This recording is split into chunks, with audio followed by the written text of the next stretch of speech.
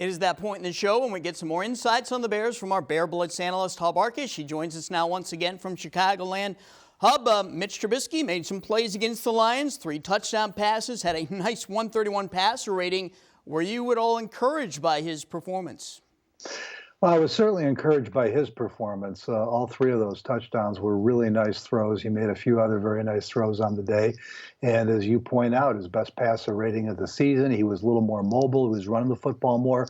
So Mitch Trubisky had a better game. Unfortunately, what was covered up by it, or lost a little bit in it, is that the offense as a group had its second worst game of the season. 226 yards of total offense. The only game where they've done less was the 161 a week earlier in Philadelphia. And what was really disturbing was the Lions came in with one of the weakest defenses in the league, and specifically very little pass rush, terrible against the run.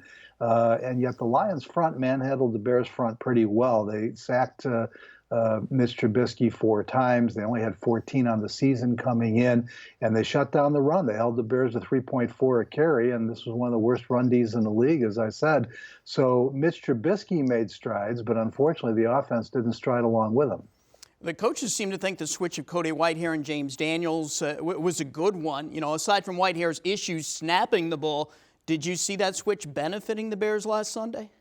Well, obviously, Matt Nagy and Mark Helfrich and Harry Hiestand know better than I do, but the results, the statistics say that it didn't. As I just pointed out, it was their second least offensive output of the season. They struggled particularly with the Detroit front. Now, they did talk about the fact that the communication was improved, and that was the reason for the switch, so that there is no confusion out there. They're not unhappy with James Daniels' development as a blocker and as a center. Cody Whitehair is definitely more natural at guard, but because of Daniels' inexperience, he wasn't picking up a lot of the line calls correctly. He wasn't communicating, particularly with Rashad Coward next to him. Harry Hiestand, the offensive line coach, talked on Monday about the fact, you got to remember, Rashad Coward was a defensive lineman a year and a half ago, and now he's trying to play offensive guard.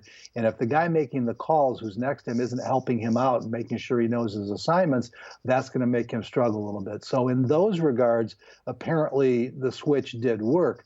But in terms of the production of the offensive line and the play of the offense, they actually, the numbers don't lie. They kind of took half a step backwards. Has Adam Shaheen used up all his chances to be a part of this offense? I don't think he's used up all his chances, Scott, but I think the chance or the likelihood that he'll get another chance is no better than 50-50. I think they've reached the point, and Matt Nagy was pretty honest about it when we talked to him on Monday. His blocking in the run game was actually as big, or I should say his lack of blocking effectiveness in the run game, actually as big a factor as the limited production he was giving him in the passing game. I think it's unlikely that he has a future as a Chicago Bear.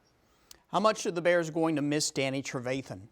Tremendously, Scott. And some of it is the fact that he's just a really good football player. But beyond that, when you plug in the fact that his partner, Roquan Smith, had not been producing up to expectations, that Danny Trevathan was the captain of that defense, the leader vocally, spiritually, by example, the number one hustle guy on the field. It's a tremendous loss for them. You really, in Akeem Hicks and Danny Trevathan, have now lost the 2 biggest personalities on that defense. Obviously, Khalil Mack and Kyle Fuller are the best players, but between the 2 of them, they don't say as much in a year as Trevathan says in an hour. So, you're losing a ton in leadership, you're losing a ton in attitude, and you're losing a very good football player. All right, let's talk about the Rams. They're not the team they were last year, certainly not offensively. Do defenses no longer fear the Rams' offense? Well, I think I don't know if they fear them. They certainly would be wise to be prepared for them and to expect to make some good plays to stop them, because they've got some very good football players. But the mystery there is what's happened to Todd Gurley. I mean, he's got 116 touches on the season through 9 games. It lacks any reasonable explanation. Apparently, his knees are not 100%, although the Rams will not say that. He hasn't been on the injury list. They're just not using him as the best running back in the NFL his first couple of years in the season. And that's one that nobody can get their arms around. Jared Goff has definitely taken a step backwards, much like Mitch Trubisky. Now, it may be in part because he does not have the production from Todd Gurley. And then there's pressure on Sean McVay, much like Matt Nagy. Some have questioned why he's not using Gurley more, some of his play calling. So in some respects, the Rams offense and the Bears offense going through very similar situations. Well, Aaron Donald had 20.5 sacks last season. He has only 5.5 so far this season. Now, I know sacks don't tell the whole story of how well a defensive lineman is playing, but is Aaron Donald still dominating the line of scrimmage like he did last year? I don't know that he's dominating the line of scrimmage like he did the last 2 years, really. He is the two-time defending defensive MVP in the NFL, but he definitely is a game wrecker. He definitely can wreak some havoc. Now, the one thing we do need to add on Aaron Donald, only 5.5 sacks, but 15.5 tackles for loss. You got a similar situation with Mack, where he's only got 5 or 6 sacks, but twice that many tackles for loss. So they still make plays. They're still a factor in both the running game and the pass rush. But Aaron Donald has not been as productive, as dominant on the stat sheet as he's been in recent years. We appreciate your insights as always, Hub. Thank you, and we'll talk again next week. All right, Scott, take care.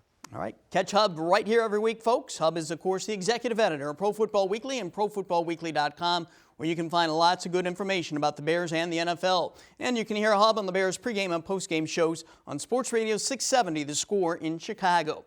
Up next, we'll have our predictions for this week's action in the NFC North.